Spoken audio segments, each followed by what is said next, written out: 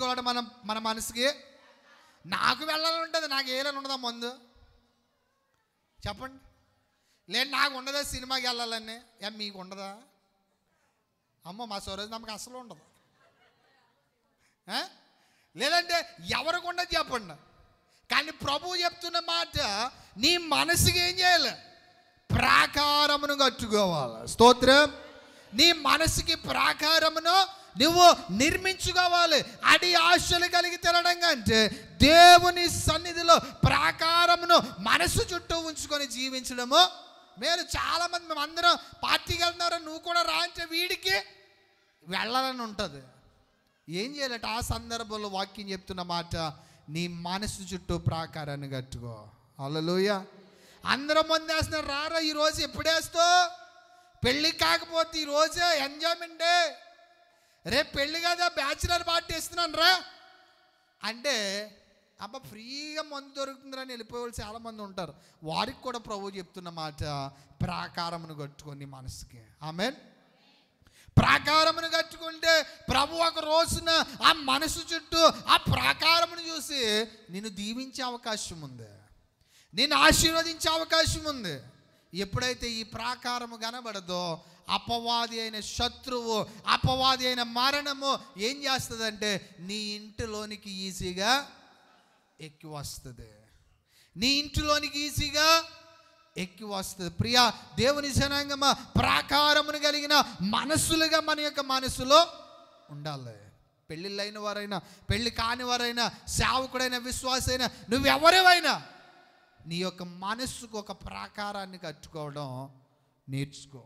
ఇది మంచా చెడా, నేను చేసేది రాంగా రైటా అన్న ఆలోచన ఒక్క సెకండ్ నువ్వు ఆలోచన చేస్తే నువ్వు తప్పు చేయడానికి ప్రభు అవకాశం ఇవ్వడు. హల్లెలూయా.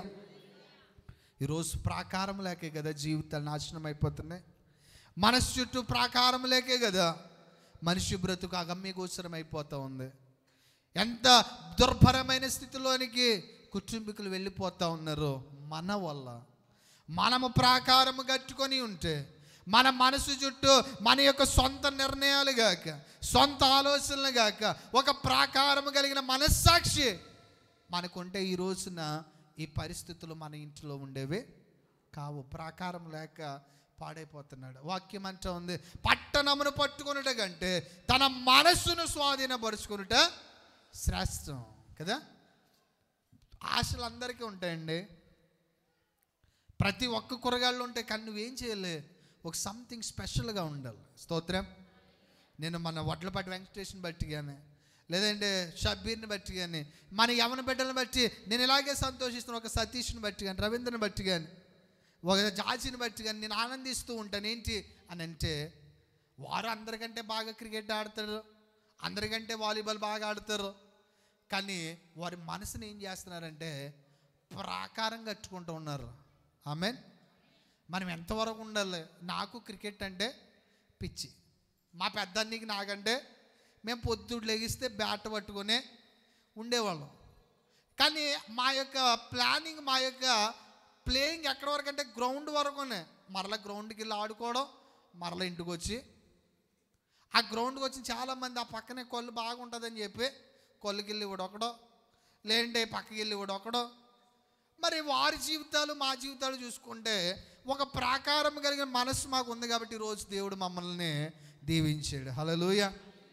ఇప్పుడు చాలామంది యవన బిడ్డల్లో ఏమన్నంటే మేము ఆటకి వెళ్ళాం, ఇది బ్యాట్ పట్టుకుంటూ రాదు, వీడికి అసలు వాలీబాల్ పాస్ తెత్తూ రాదు. ఏమన్నంటే అమ్మ నేను వాలీబాల్కి వెళ్ళానే. ఎక్కడికి వెళ్తా ఉన్నా?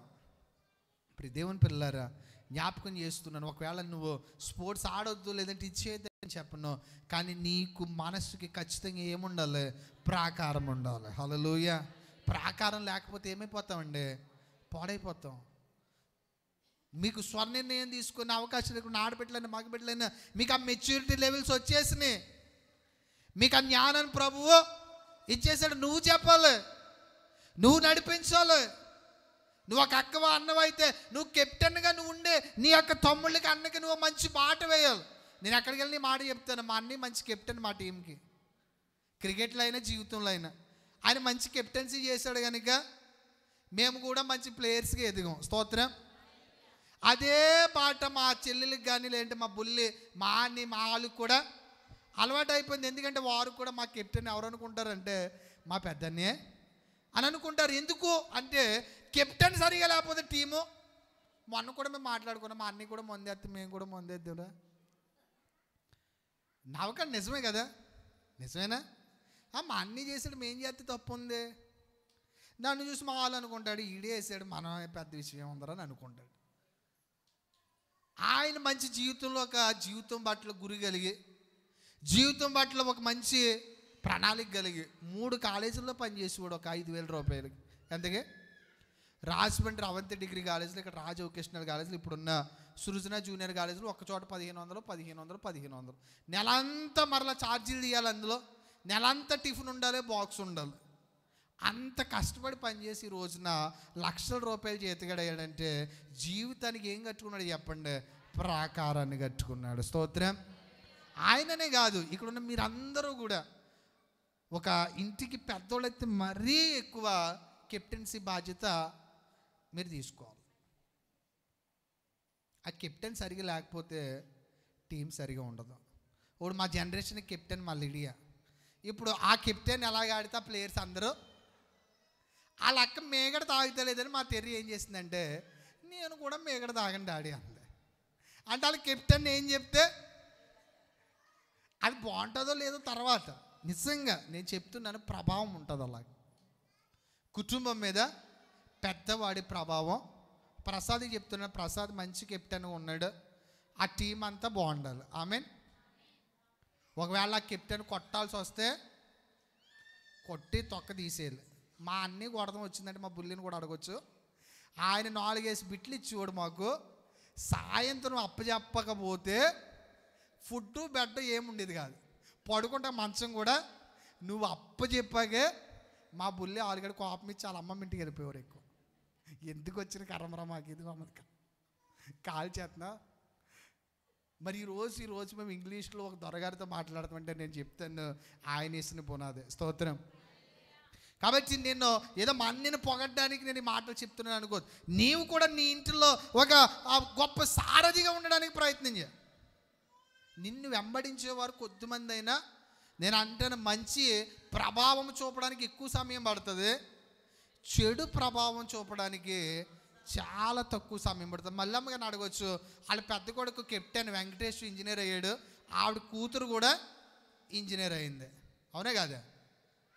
మరి వెంకీ ఇంజనీర్ కాకుండా అలాగేనుకో ఒక గురు వస్తుందా? కాబట్టి నేను అంటున్నా మీరు మంచి కెప్టెన్గా ఉండండి. స్తోత్రం చెప్పండి గట్టిగా, గట్టిగా చేతులు ఎత్తాలి. లిడియా హల్లెలూయా. దేవుడు నీకు ఆ బాధ్యతను అప్పగించాడు. మోసే మంచి నాయకుడిగా దేవుని సన్నిధిలో ఉండి నడిపించాడు.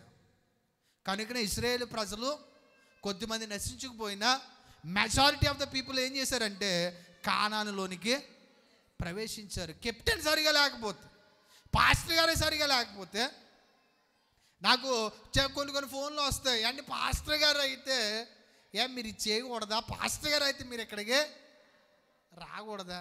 నేను రాకూడదమ్మా అంటాను. ఎందుకు అని అంటే కెప్టెన్నే దారి దెబ్బ తిరుగుతుంటే టీం ఏం చేస్తుంది? కాబట్టి ఈరోజు నేను జ్ఞాపకం చేస్తున్న మాట, మరీ ముఖ్యంగా ఇంట్లో ఉన్న పెద్ద కుమార్తెలు పెద్ద కుమారులు, ఇంటిలో పెద్దలుగా బాధ్యత వహించే వారికి చెప్తున్నాను, మీరు మంచి కెప్టెన్గా ఉందురుగాక. నీ కోసం కాకపోయినా నీ వెనకాల ఒక తరం ఉందని గుర్తించు. స్వార్థంగా నేను ఎలా పోయినా పర్లేదు అని నీ కోసం అనుకున్నా, నిన్ను చూసి 10 మంది పాడైపోతున్నారని ఆలోచన చేయి. నిన్ను చూసి 10 మంది నీ వెనకాల వచ్చే తరాన్ని కూడా నువ్వు నాశనం చేస్తున్నావని గుర్తుంచుకో. నువ్వు 1,00,000 రూపాయలు సంపాదించుకో, 10,000 దాగు, నేనే తెచ్చేస్తాను, నీకు ఇబ్బంది ఏం లేదు. ఇప్పుడు మా పెదమాయి ఉంటాడు, ఆయన ఎవరన్నా మీరు తాగకూడదని చెప్తారా? 2 పిల్లల్లో అబ్రాడ్లో ఉన్నాడు, ఒక కొడుకు మంచి ఇంజనీరు, ఒక కూతురు, ఒక వాళ్ళ భర్త మంచి టీచర్. ఆయన జీవితంలో అన్నీ చక్కబెట్టాడు హ్యాపీగా, అవునే కదా? మనకి రూపాయి సంపాదన ఉండదు, దమ్మిడి ఆదాయం ఉండదు, ఆయనతో పాటు కూర్చొని నువ్వు తాగుతావు. నీకేమన్నా ఆయనతో నువ్వు సమానము అని అనుకుంటే జరుగుతుందా? కాబట్టి జీవితం పట్ల ఒక అవగాహన, జీవితం పట్ల ఒక ఆలోచన, జీవితం పట్ల ఒక ప్రేమ కలిగిన, నీ జీవితంలో నీ కుటుంబాన్ని ప్రేమించేవాడు అయితే ఒక మంచి మార్గదర్శిగా ఉండే ప్రయత్నం చేయి. స్తోత్రం చెప్పండి గట్టిగా. హల్లెలూయా. మంచి మార్గదర్శిగా మనం ఉండాలి. అందుకే ప్రభు అంటాడు, ఇదిగో ప్రాకారము లేకుండా పట్టణం ఏమైపోతుందట, పాడైపోతూ ఉంది. ప్రాకారం లేకుండా జీవితాలు, మనస్సుల్ని అణుచుకోలేక ఈ పట్టణాలు పాడైపోతూ ఉంటే ప్రభు పిలుస్తూ ఉన్నాడు. ఈరోజు ప్రభు నిన్ను కోరుతూ ఉన్నాడు. నిన్ను ఆయన ఒక ప్రాకారం కలిగిన పట్టణంగా చూడని ఆశపడుతూ ఉన్నాడు. స్తోత్రం.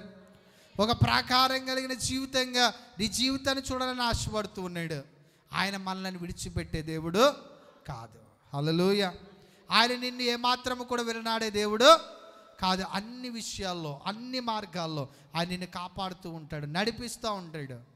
ఆయన నిన్ను ఎప్పటికప్పుడు ఆయనకి చేతుల మీద ఎత్తి పట్టుకునే దేవుడు. స్తోత్రం. నేను స్తుతించకుండా ఉండలేకపోయాను. ఎందుకు అని అంటే మన సంఘం పైన ఆయన కృప, కాపుదల ఎంతో కొంత ఉన్నది. నాకు నిజంగా చిన్న దావన్, అలాగే మన నరేంద్ర, మన సుమంత్, నేను పడుకున్న రోజు ఆ ఫోన్ నన్ను ఒక్కసారిగా అశోక్ ఎప్పుడో కానీ నాకు ఫోన్ చేయడు. అశోక్ గారు, చిత్తు గారు ఫోన్ చేస్తూ ఉంటే ఆ రోజు నేను క్యాషువరం వద్దామనే స్నానం చేసి బట్టలు వేసుకొని షార్ట్ వేసుకొని నిద్రపోయాను. ఆ రోజు పిల్లలకి బుక్స్ అవి కొనడం వల్ల నేను ఈ ఫోన్కి ఒక్కసారిగా దిగ్భ్రాంతి చెందాను. ఎందుకు అని అంటే అసలు చిన్నగాడి నేను వాడేళ్ళు పుస్తకాలు కొనాలి. ఇలాగ చెప్పేసరికి నాకేం చేయాలో అర్థం కాలేదు. మరి దేవుడు ఆ యొక్క సమయంలో నిజంగా చాలామంది బిడ్డలను, వాడుతున్న బిడ్డలు అనేకులను కాపాడుతూ వచ్చాడు. మరి ప్రియ దేవుని జనాంగమా, నేను కోరుతా ఉన్నాను, మన జీవితాల్లో ప్రాకారము లేని పట్టణాలుగా దేవునికి కనబడకూడదు. ప్రాకారము కలిగిన పట్టణాలుగా మన జీవితాలు ఉండునుగాక. స్తోత్రం. కాబట్టి తల్లిదండ్రుల ప్రేమకు చులకనగా చూడొద్దు. తల్లిదండ్రుల ప్రేమను ఏమాత్రమో ఇది పెద్ద విషయం కాదు అని అనుకోవద్దు. కనుక ఈరోజు ప్రభు మనల్ని కోరుతా ఉన్నాడు. ఆయన యొక్క ప్రేమ, ఆయన యొక్క దయ మనపైన, మన కుటుంబాలపైన సదా నిలిచి ఉండునుగాక. ఆమెన్.